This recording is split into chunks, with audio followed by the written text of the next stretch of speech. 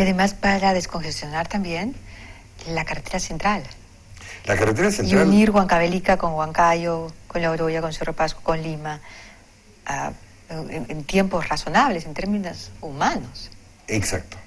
El problema de la carretera central se debe a un solo factor, a los camiones lentos.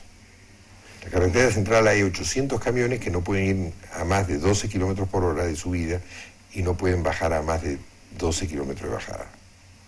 Entonces ellos crean como un coágulo, que le crean un infarto al país. Y no hay otro problema. Entonces, el tema pasa por regular los pesos de esos camiones. ¿Por qué no pueden subir más rápido? Porque el motor es chiquitito. ¿Por qué no pueden bajar más rápido? Porque como bajan con un peso gigantesco, luego no pueden frenar. ¿Y estos camiones sobre todo transportan mineral? Transportan mineral. Claro. Estamos hablando de plomo, de plata, de zinc, hasta de oro. Oro no. Oro no. No, pero estás zinc, cobre, plomo. Y plata, que vienen del centro, y ¿no? plata. No, vienen de minas mucho más lejanas del centro mismo. Hay algunas que vienen de Huancavelica, otros que vienen de Huancayo, y todos acaban llegando ahí y arman unas procesiones gigantescas. Te lo digo porque yo tomo la carretera central cada 15 días para medirle el pulso. Cuando la tomas de día, la carretera está vacía. Pero cuando la tomas de noche, es un infierno. O sea, a quien quiera mañana viajar a Huancayo, le doy la recomendación, no traten de ganar la noche. Salgan tranquilos a las 9 de la mañana, no va a haber nadie en la carretera. El momento que no hay que tomar la carretera central es entre las 6 de la noche y las 8 de la mañana, en que estos camiones toman la carretera. Y ahí se vuelve una carretera de 13 kilómetros por hora.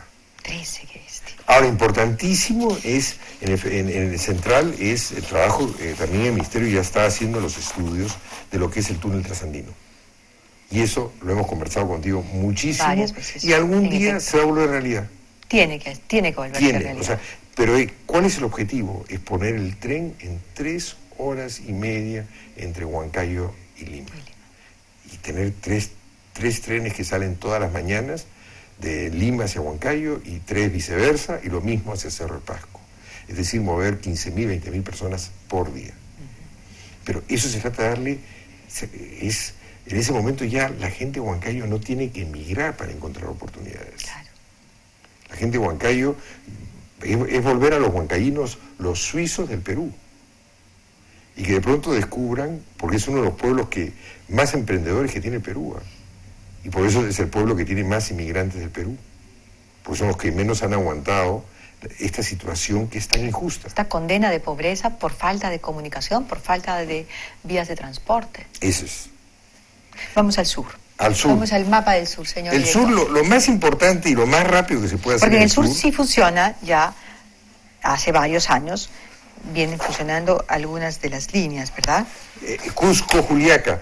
Pero ahí lo que el gobierno tiene que hacer un esfuerzo y no poner el peso al concesionario, porque no estaba en el contrato, es la modernización del ferrocarril de Cusco a Juliaca. ¿En qué consiste la modernización? Cambio de rieles, por rieles modernos, cambio de durmientes y luego un enrejado correcto de la vía férrea. ¿Por qué? Porque aquí entre Cusco y Juliaca debemos tener trenes que vayan a 150 kilómetros por hora. O sea, acerquemos el Perú. No solo corriendo a 150 kilómetros por hora, sino de manera segura. Hay lugares en el mundo donde los trenes van a muchísimo 150 es la tecnología que podemos manejar en el Perú. Muy bien. Es bien barata y no es una tecnología de buen orden. Pero es el primer proyecto, es un proyecto que en 2 años puede estar listo. El otro es igual a Arequipa, Juliaca. Con lo cual se acaban los accidentes que hay en las carreteras al costado. La carretera de Juliaca a Cusco es un campo de batalla por la cantidad de muertos. Sí. Ahora, en proyectos realmente, y otros proyectos, en proyectos nuevos, es el de Marcona hacia Andahuaylas. Muy importante, Marcona, Andahuaylas, Andahuaylas, Huancavelica, donde se encuentra con el Tren Macho. Y se forma un trapecio ferroviario importantísimo. Pero Y ahí rompemos justamente la relación que existe entre pobreza y falta de infraestructuras eficientes. Y eso se nos debe grabar en la cabeza. Los Andes del Perú no están condenados a la pobreza. Tampoco se les ha puesto un yugo, como algunos poetas nos podrían haber hecho creer, de que vivimos con un Andes opresivo y que nos impide el desarrollo. Todo lo opuesto. Los Alpes suizos son más difíciles que los Andes peruanos. Pero sin embargo, el trabajo serio, el trabajo largo, el trabajo de tener una visión de país, una visión de nación, una nación de república, todo junto hace que al final todos vayamos hacia el bien común, no hacia el interés de una persona o un grupo, claro, que eso se llama mercantilismo, sino cómo bien común. Mi gente, cómo nosotros los peruanos podemos desarrollarnos de una manera homogénea y que todos tengamos oportunidades. De eso se trata el transporte terrestre. Juan de Dios, tienes un trazado interesantísimo que viene de Lima e incluso hasta Tacna, pero que está uniendo el Callao con Pisco, con Marcona, con Camaná, con Matarani, con Hilo. El ferrocarril costero. Explícanos.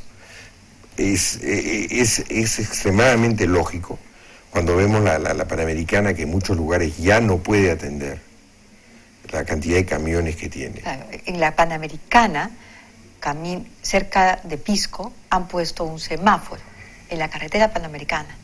Y el semáforo demora mucho más tiempo, digamos, para darle pase a los que están usando la carretera Panamericana Sur. Así es, pero se ha llegado a la capacidad en todo punto de vista. Que la costa es la zona más poblada también del Perú. Desgraciada, y aquí viene lo del ferrocarril. El ferrocarril es una línea férrea, es 10 veces una carretera. Es decir, que si ponemos 2 vías férreas, hemos construido lo equivalente de 20 carreteras. Si los trenes pasajeros van a ir a 150 kilómetros por hora y los trenes de carga a 60 kilómetros por hora, en ese momento le hemos dado a toda la costa del Perú la conexión necesaria para que continúe con su desarrollo y no se estrangule. Ahora, los ferrocarriles que tú has diseñado, que con tus estudios se están proponiendo, que unen las zonas mineras con los puertos, serán financiados precisamente por la gran inversión minera, por las propias empresas que entre varias irán encontrando una manera de agilizar incluso su propia productividad. Pero, por ejemplo, este ferrocarril costero, este ferrocarril que cruza toda la costa del país, ¿cómo se financiaría? Yo creo que va a tener que financiarse con una APP. ¿Por qué una APP? Porque son inversiones de muy largo plazo. Nunca van a ser autofinanciadas en la medida que existan carreteras financiadas por el Estado. Lo más caro al construir un ferrocarril, y esto es lo más difícil, lo que te voy a explicar es lo más difícil, ojalá que sea claro en mi explicación. Cuando tú construyes, primero de todo, la carretera y la vía férrea, no he hablado de trenes todavía, compiten a muerte entre las dos. Sí. Si el Estado no existiera por un momento, y el día de mañana tuviéramos que decir qué vamos a construir para unir Huancayo, Cerro de Pasco con el Callao, y el Estado no va a intervenir, solo privados. O sea, vamos a hacer un análisis económico. ¿Se construiría el ferrocarril? No se construiría la carretera. Así de claro. Y la carretera nunca podría competir si no interviene el Estado. Ahora bien, cuando el Estado ya intervino y ya construyó uno de los dos, por más de que sea menos bueno que el ferrocarril, ya esa diferencia que tiene no permite a ningún privado en el mundo que pueda construir una vía férrea con su plata para competir con el Estado. Entonces no le queda otra cosa al Estado que ver cómo igualar las condiciones para que el ferrocarril, con sus ventajas, pueda lograr competir, si no, no puede competir. No sé si he sido claro en la explicación. No, sí, clarísimo, pero se necesita impulsar toda esta política y se necesita impulsar estas ideas. ¿Sientes que después de esta propuesta, de esta apertura de parte del gobierno en relación a la infraestructura, a poner al día la infraestructura, hay esperanzas? Porque yo te he acompañado luchando por estas ideas que estoy segura cada vez más personas, más peruanos encuentran fantásticas, ¿no? Muchísimos años. Y la receptividad desde los gobiernos regionales, desde los distintos gobiernos, los gobernantes que han manejado nuestro país, no ha sido mayor. Claro, es costoso, en fin, nos acabas de hacer la explicación. No es costoso, es complicado. Es complicado. Es más barato que la carretera. Pero la carretera tenemos la sensación, son los cantos de la sirena. No nos olvidemos que no estoy hablando de las carreteras que son necesarias como venas. Pero los grandes corredores tenemos la sensación de que el ferrocarril es demasiado complicado y nos escapa. Entonces al final vamos a lo más sencillo.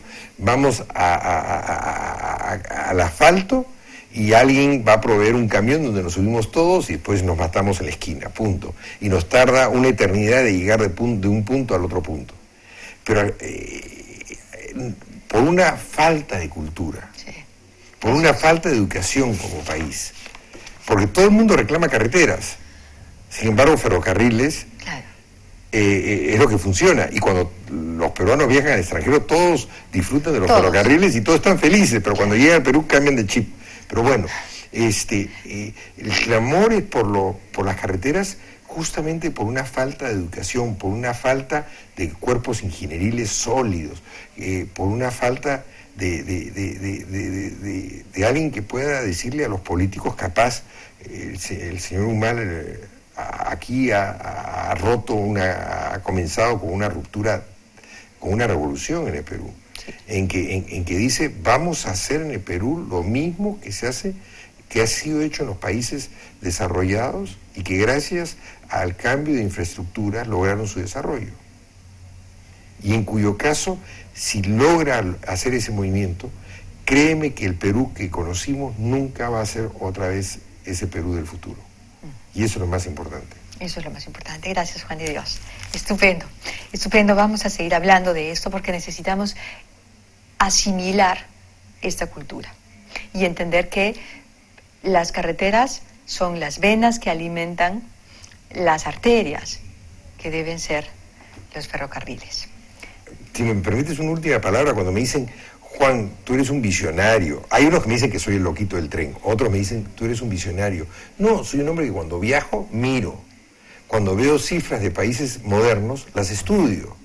Y cuando encuentro, y logro, y siempre he podido darme cuenta de que para ellos los ferrocarriles son la estructura vertebral por la cual se mueven las personas y los bienes. Y lo mismo, yo digo, si traemos lo mismo a mi patria y logramos que mi patria descubramos que la rueda tiene que ser redonda y no cuadrada como insiste la mayoría de mi patria, en ese día vamos a ver que la rueda redonda funciona mejor que la cuadrada. Avanza por lo menos. Gracias, Juan de Dios, muchas gracias. Vamos a la pausa, regresamos con más y estamos en Mira quién habla.